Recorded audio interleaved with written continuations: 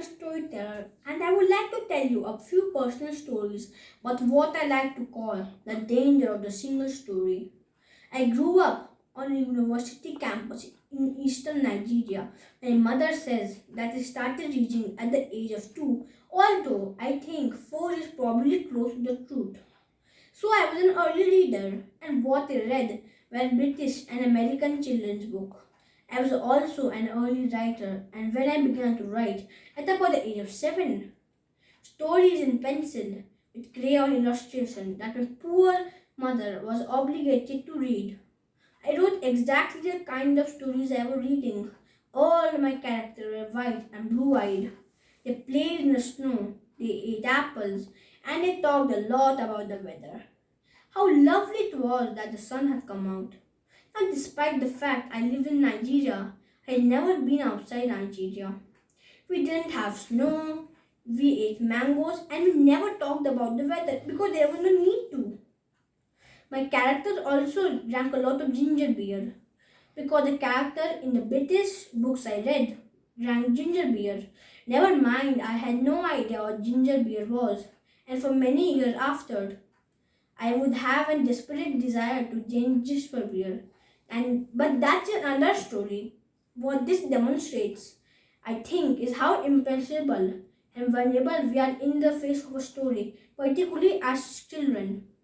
Because all I ever had read were books in which characters were fallen, I had become convinced that books by their very nature had to have fallen in them and had to be about things which I could not personally identify.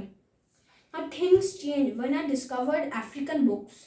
There weren't many of them available, and they weren't as quite as easy to find as the foreign books.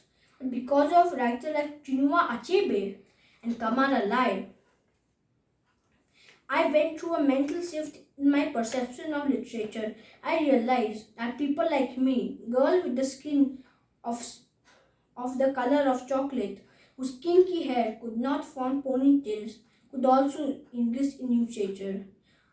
Started to write about things I recognize. Now I love those Americans and children and British books I read. They stirred my imagination. They opened up new worlds for me.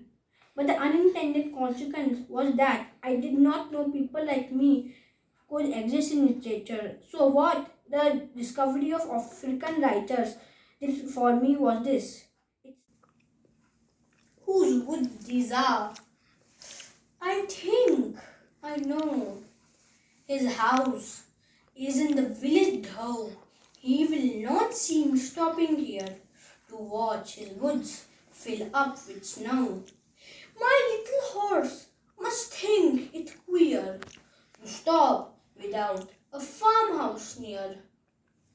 Between the woods and frozen lake, the darkest evening of the year, he gives his harness bells a shake to ask if there is some mistake.